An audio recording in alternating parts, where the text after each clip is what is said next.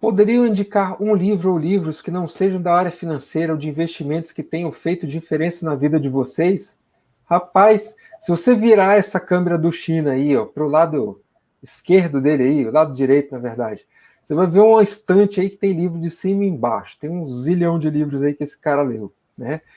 Aqui em casa também, livro é mato. Então eu digo para você o seguinte: ler sempre vai expandir os seus horizontes, seja para bem ou seja para o mal. É igual comida. Tudo que você come, você vai colocar para dentro do seu organismo. Se você come uma coisa saudável, você vai ficar saudável. Se você come porcaria, você vai ter porcaria. É música. Se você escuta música ruim, você não vai conseguir trazer coisas bonitas, né? Então, existe hoje uma tendência que fala muito do seguinte: a cultura, né? Você tem a alta cultura e você tem a baixa cultura. O que é a alta cultura?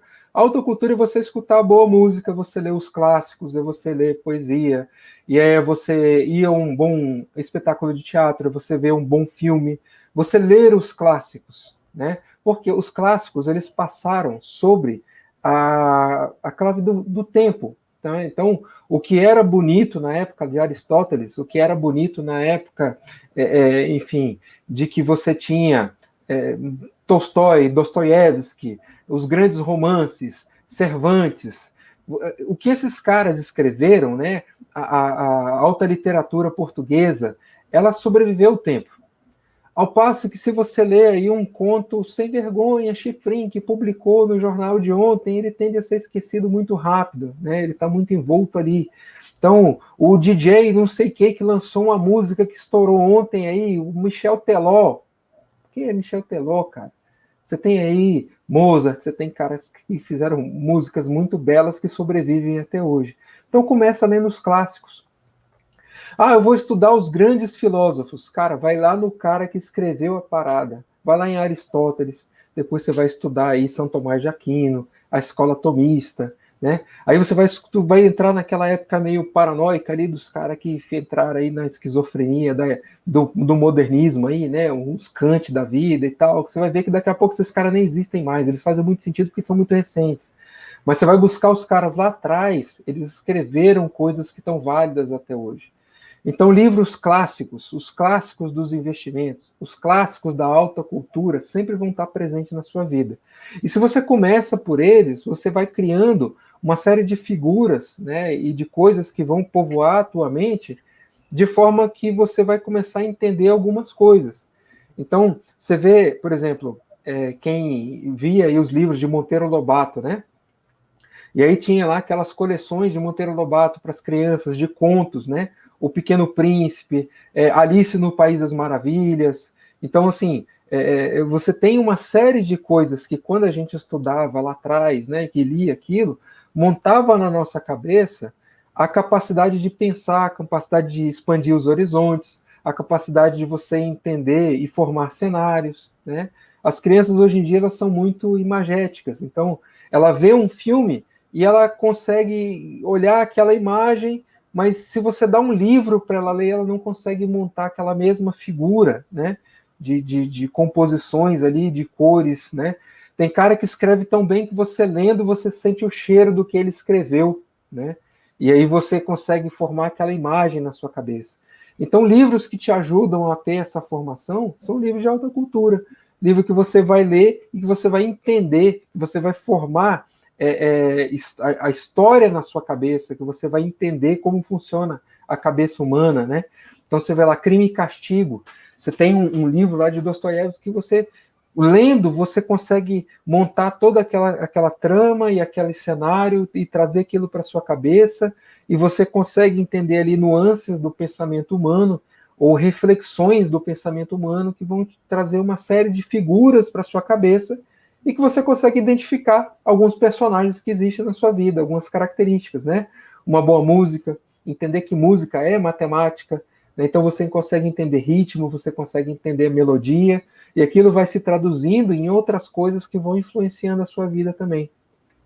Então, livros de filosofia, eles ajudam você a entender, né? Livros de economia, e aí clássicos da economia, da escola austríaca, e você não precisa enveredar só por isso, né? Passa aí também por, sei lá, clássicos aí do outro lado também, do comunismo, não sei o quê, para você entender como funciona a cabeça dessas pessoas e você conseguir argumentar e transitar nesses dois pontos, e no final você falar e pensar, poxa, como eu penso, né? Você ter referências é que faz com que você tenha uma maneira de pensar que é só sua, e que ela pode ser diferente das outras pessoas, e está tudo bem ela ser diferente para as outras pessoas.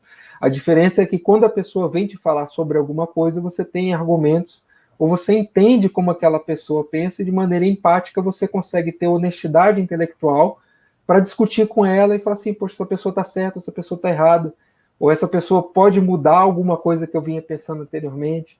Então, uma coisa que a gente fala muito aqui no canal, né? Às vezes você precisa se desviar das finanças para entender as finanças. Concorda comigo, meu amigo China? Concordo bastante, Elon. Acho que livro é uma coisa bem pessoal, né? E a gente, assim, todos nós temos vieses, né?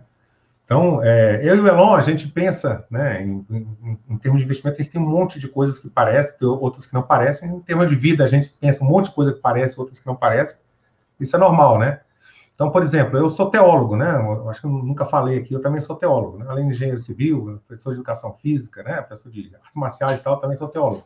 Então, por exemplo, um dos livros que eu não poderia deixar de falar, né? O livro, para mim, mais importante que tem é a Bíblia. Então, a Bíblia é uma história da humanidade, né?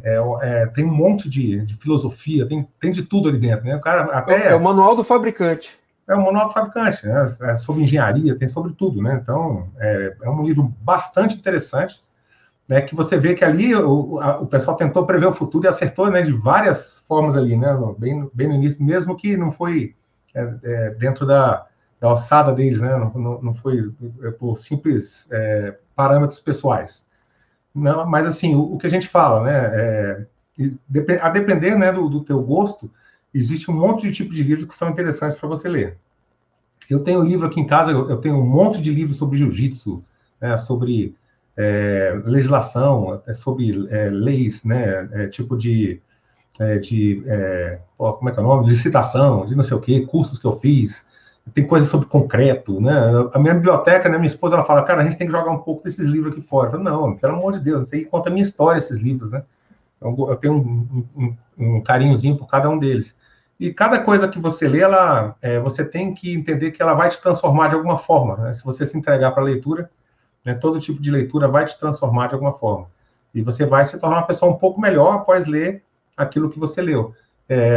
O que você tem que entender é que nem tudo o que você lê, né, ela é a verdade absoluta. Você tem que escutar outros pontos de vista, né? Então você tem que ler diferentes autores, diferentes coisas, né? Como o Elon falou aí sobre filosofia. Elon lê muito sobre filosofia.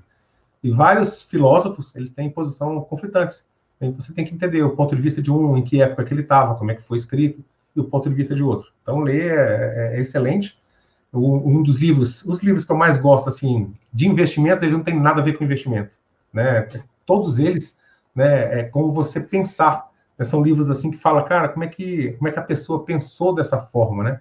Então, tem um livro que fala sobre o homem mais rico da Babilônia, né? Esse livro, poxa, é uma historinha, coisa mais boba, cara. O pai rico e pai pobre, o homem mais rico da Babilônia. Esse tipo de livro, assim, ele não tem muito a ver com investimento, não vai falar nada para você sobre investimento. Só que ele tem um poder de dar um estalo, assim, na sua cabeça, né? Então, assim, é um livro que todo mundo pergunta, você fala assim, qual livro que você indicaria? Sem nada, nunca o cara vai ler isso aqui, né? Você não vai saber, vai continuar não sabendo nada sobre investimentos, mas você vai ter uma ideia do que você tem que fazer. Né? Esses são os livros mais importantes, esses que falam um pouco de filosofia e que falam o que você tem que mudar para que você consiga atingir um objetivo. Né? Então, eu tenho, aqui em casa, por exemplo, eu tenho a enciclopédia de fisiculturismo do Arnold Schwarzenegger. Então, eu já fui fisiculturista também, né? Eu já fui... Acredite, né? Esse barrigudinho aqui um dia já foi forte pra caramba. Né? Então, assim, eu lia tudo, tal, a questão de alimentação e tudo. Então, tudo isso fez parte da minha vida. Eu guardo com muito carinho os livros. Então, eu acho que é isso. Né? Livro é questão de trajetória. Você lê coisas que você gosta. Quanto mais lê coisas que você gosta, mais parecido com você mesmo você vai ficando. Mas procure ler coisas diferentes também para que você amplie os seus horizontes, né, os seus pontos de vista. E concentre-se no clássico que não tem errada.